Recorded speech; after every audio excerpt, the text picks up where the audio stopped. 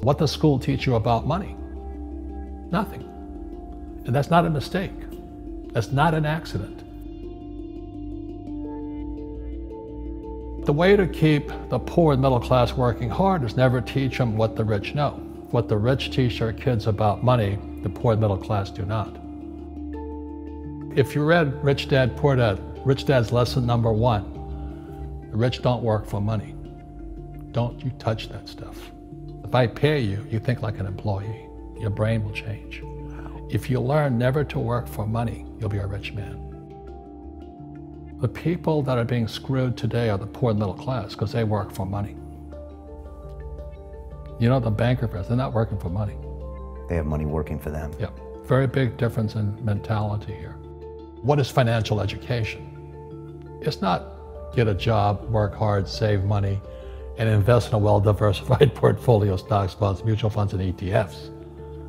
That's not it. The financial industry is 2 things, debt and taxes. Debt and taxes. And we still tell kids to go to school, get a job, work hard, save money, and get out of debt. Now, who tells them to do that? That's the most ridiculous thing there is. The book starts and it says, lie number 1, saving money will make you rich. Yeah, it never will. You know that. We're all taught that as kids. Yeah, because they can print it. Why would you save it and why would you work for it if they can print it faster than you can work for it? And number 2 is they keep dropping the interest rates on it. You know, Japan still has zero interest rate policy. And the Japanese are the biggest savers in the world. And I'm Japanese, I'm 4th generation. They're not too bright. Right. Why do you keep saving when they're printing it? You know, when I'm in Japan, and that's what I mean by fear. They're so afraid because the Japanese, good culture, but they do as they're told. Right. It's very conformist. Very conformist, very conformist. So they just do as they're told, and then they just save money, and their government, this guy Abenomics, is just printing trillions of it and buying ETFs with it, and they don't know what to do. They're afraid they might make a mistake. They're good little students in school. Go to school, get a job, don't make mistakes. So what happens to the average person in a financial crash, they don't know what to do. And right now, as you know, for the middle class of the world, we're in a crash.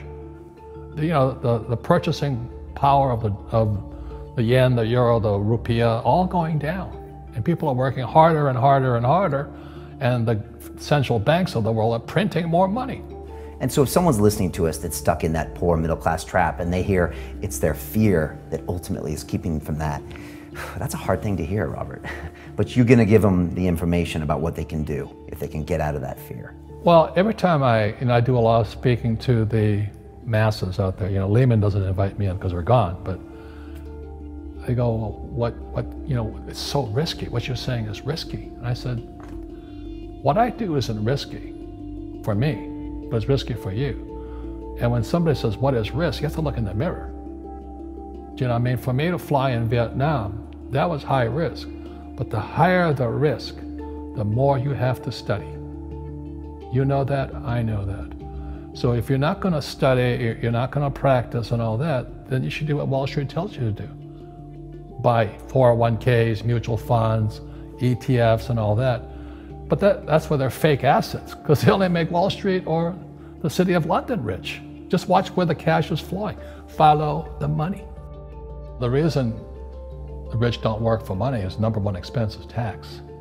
See, there's 3 kinds of income: earned, portfolio, passive.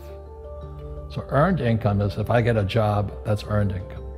If I'm a doctor or a programmer, that's earned income, because I'm working for it. If I buy, let's say, Apple for $10 and I sell it for $20, that's portfolio income, capital gains. Yeah. But passive income, which is cash flow, is never taxed. So it's not, and so these guys are screaming right now in America, tax the rich. I said, good luck. Because most of the guys complaining, they don't know there's 3 kinds of income. And the rich don't have jobs anyway. They have assets. And so the average schmo out there, a poor guy, you know, sent the kid to school, they don't learn this. So that's why in fake, as you were talking about it, there's a newspaper article about Jared Kushner. And he explains how the Trumps and the Kushners don't pay taxes and make millions of dollars. And the reporter couldn't understand him because they're not, our schools will never teach you that 3 types of income. And they judged him and say they're wrong and it's cheating. And we see that over and over again. Amazon not paying taxes. What do you say to people when they come up to you and say, Robert, it's not fair. It's not fair they're not paying taxes. Well, there's always 3 sides to a coin, you know, heads, tails, and the edge.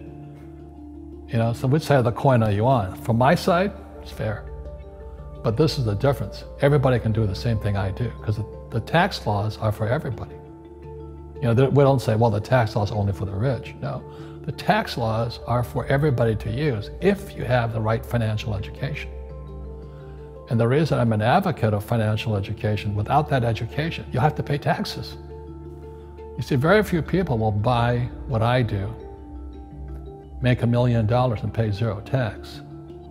That takes, and my rich dad taught me that playing Monopoly. That's how it started, you know, 4 greenhouses, 1 red hotel.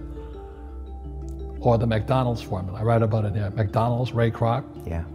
McDonald's is in the real estate business. So they sell hamburgers, but they buy real estate, so they pay no taxes. You know, this guy Bezos, well, he's $16 billion. How much tax did they pay on that $16 billion? 0.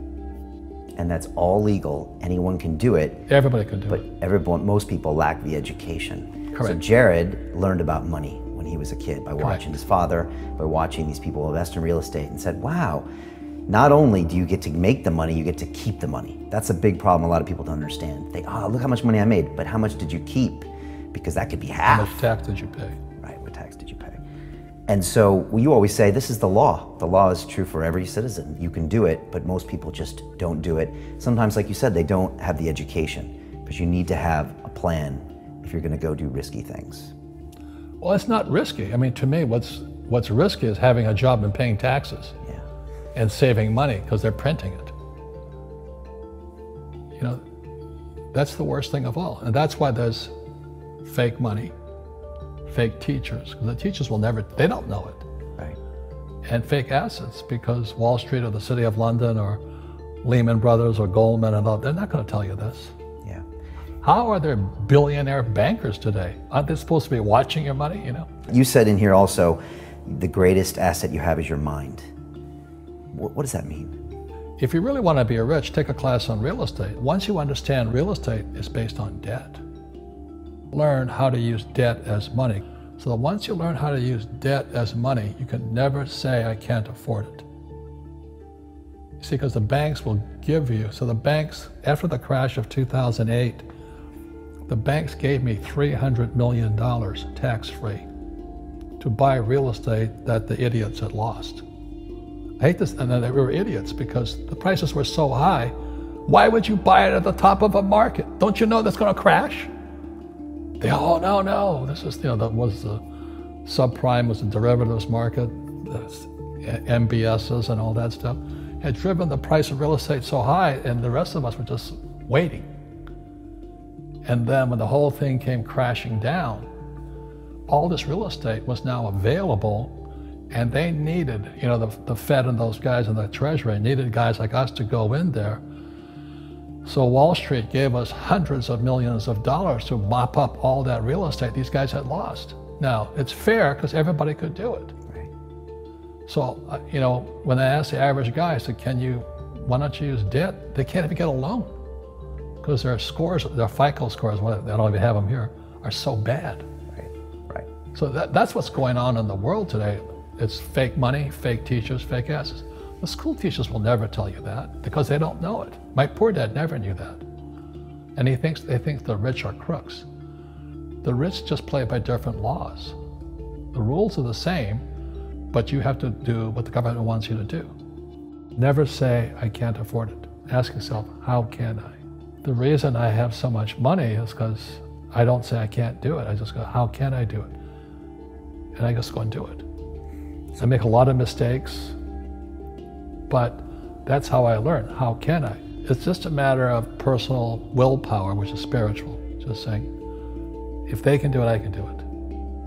And how can I? How can I? And I think as you once said, words become flesh. Yep.